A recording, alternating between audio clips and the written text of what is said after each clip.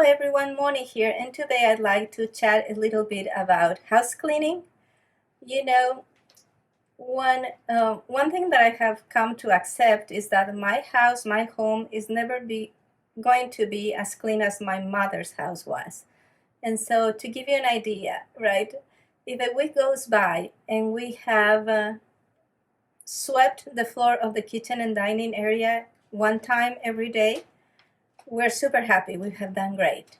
But that compares very poorly to my mother's house, where the kitchen and dining were swept after every meal, after breakfast, after morning snack, after lunch, after dinner, after afternoon coffee. And after lunch, they would actually take the chairs and put them upside down on the table like they do on restaurants.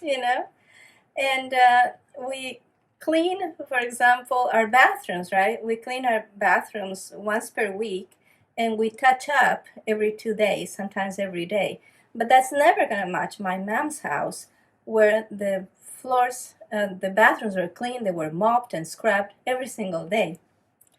And so there's the thing, my home is never going to be as clean as my mother's home for this reason.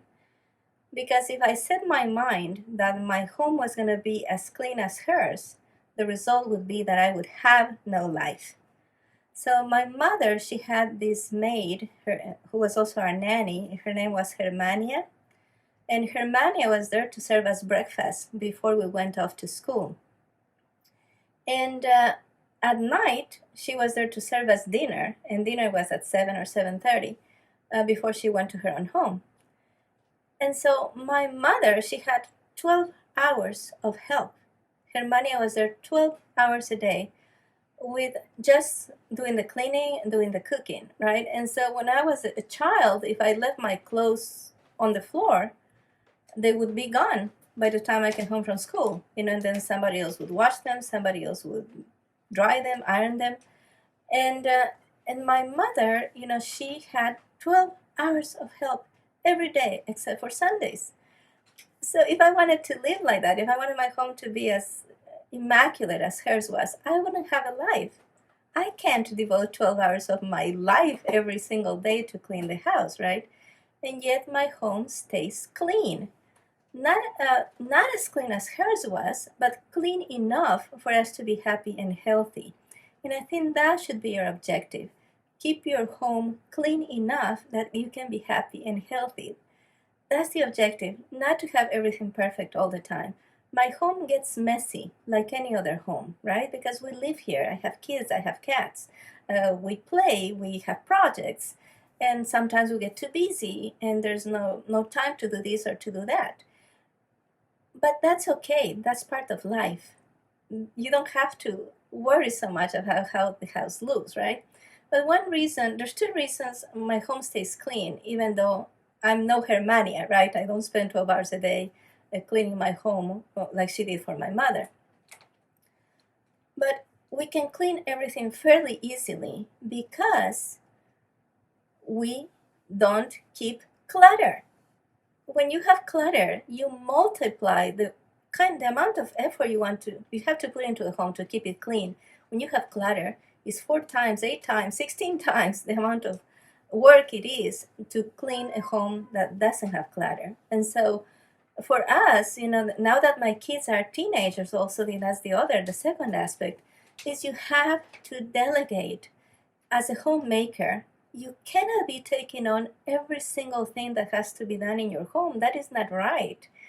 If you are, for example, doing the laundry for your kids and your kids are teenagers, you're a good mom. But if you teach your kids to do their own laundry, even when they're younger, you help them in the beginning until they can do it on their own, you're a better mother. So let me repeat that. The mom who does things for her kids is a good mom. The mom that teaches her kids to do things for themselves is an even better mother. You have to delegate. There has to be a fair distribution of work. You cannot be doing everything. So, for example, this works because I'm a really good cook, right? I like to cook, I love to eat, and I'm really good at it. And so I have told my 3 guys, that I won't cook in a dirty kitchen. Because the reality is, if I have to clean the kitchen, I don't have energy to prepare a gourmet meal. I'll prepare a very simple meal. And so if they want me to prepare gourmet meals, they have to provide me with a clean kitchen, right? And so we distribute the chores around the house so everybody contributes, so everybody feels that they're a valuable contributing member to the family. And that's how it works. So as I said, my home gets messy, right? But in 5 minutes, with the four of us here, in 5 minutes we can get the home ready for visitors. And if somebody comes and visits us, just unannounced, it's okay. We never have to say, hey, don't come in, because we're embarrassed to show our home. It's not like that. But that's only because, we can only do that because we keep no clutter. We periodically go over our things, over our belongings, and let go of anything that we don't use and that we don't love. And so if something you're looking at something in your home and you use it or you love it, you get to keep it. But if you don't use it or love it, then you just let it go. When you only live with the things you love, it's a lot easier to keep your house clean. So I'd like for you to share with me, how do you feel about housework?